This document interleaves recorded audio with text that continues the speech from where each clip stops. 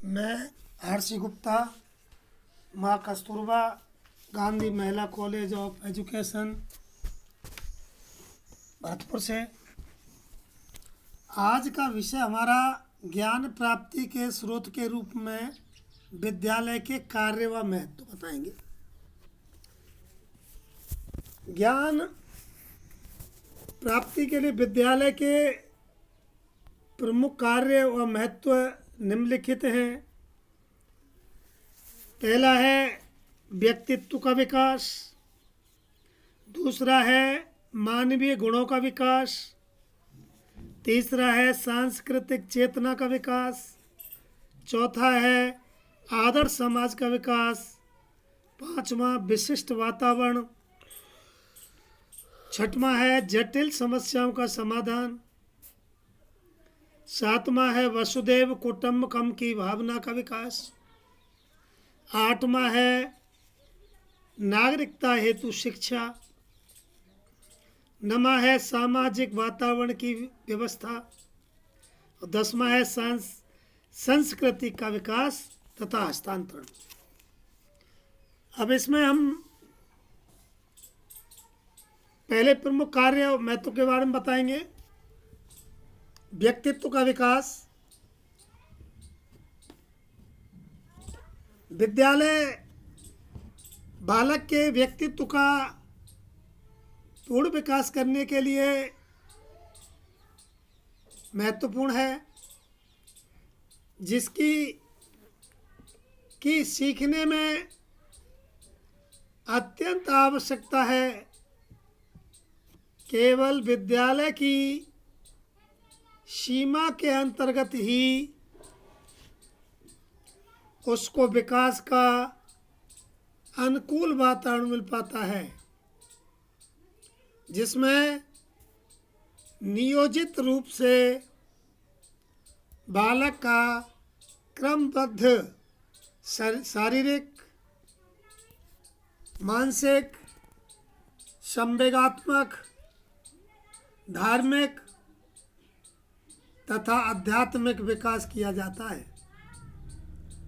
बालक अपने शिक्षक, साथियों, पुस्तकों तथा स्वयं के अनुभव के आधार पर स्वयं का विकास करता है तथा उनसे कुछ न कुछ सीखता है।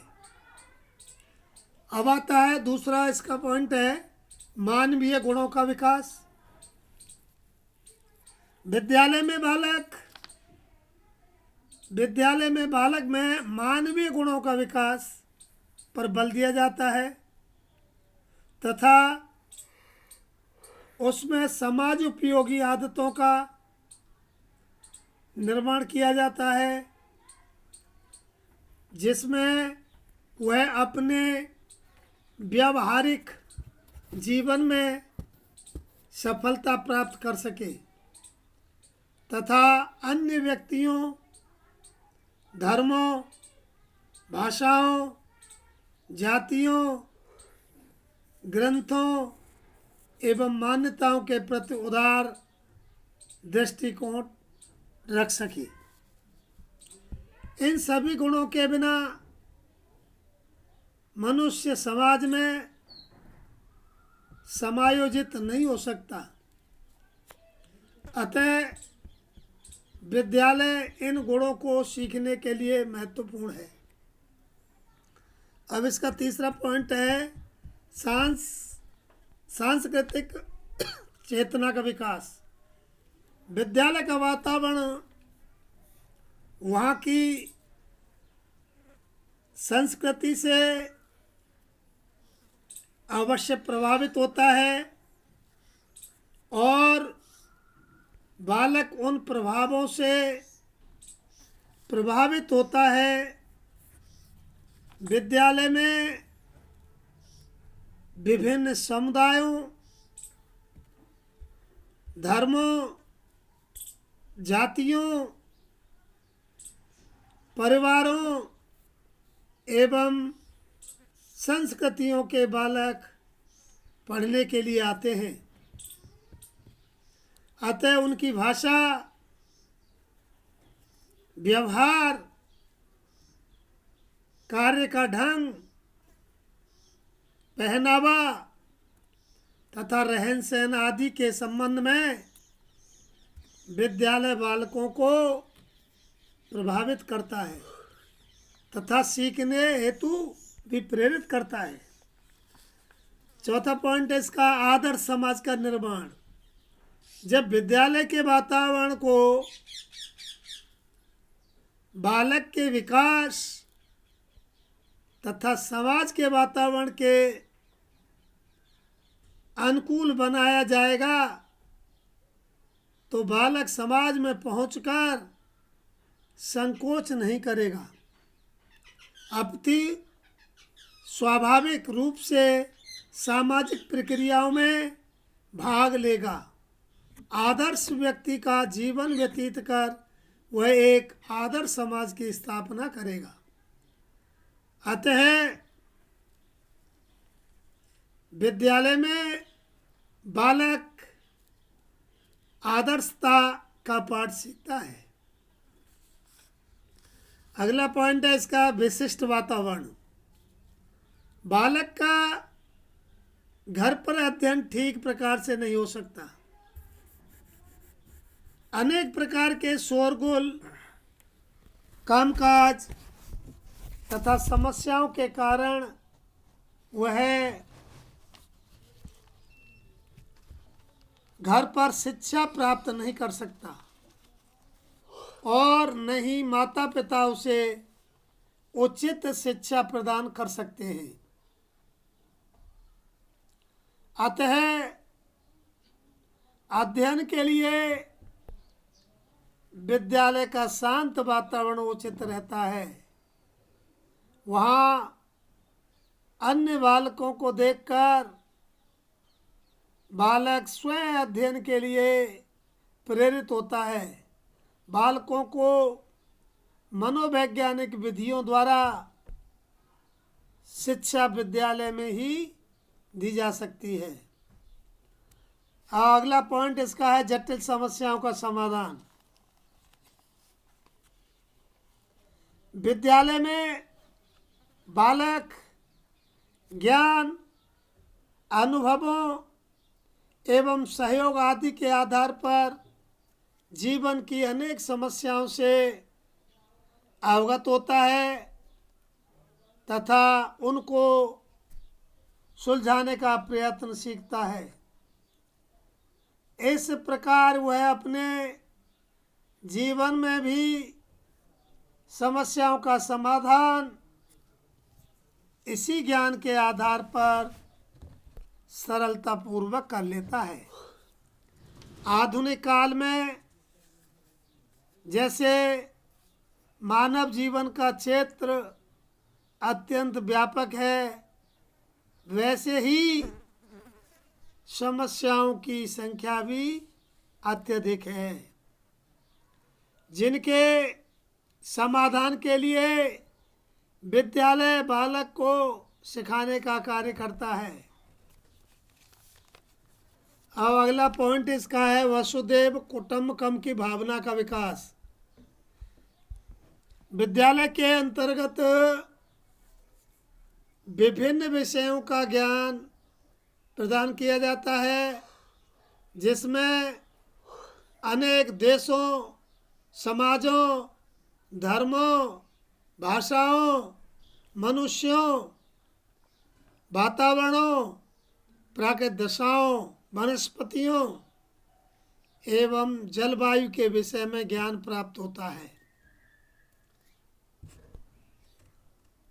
बालक अन्य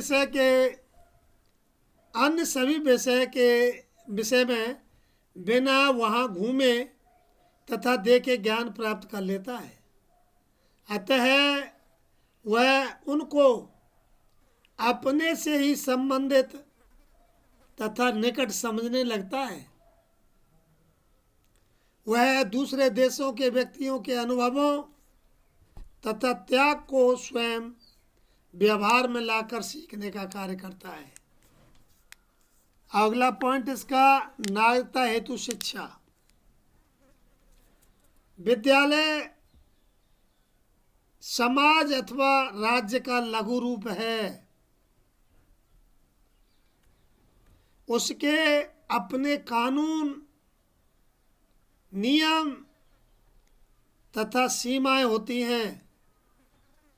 जब तक बालक उनकी सीमाओं में रहता है, स्वयं को उसका एक सदस्य समझता है तथा उसके नियमों का पालन करता है, इस प्रकार की आदत बन जाने से बालक समाज तथा राज्य के नियमों का भी पालन करने लगता है।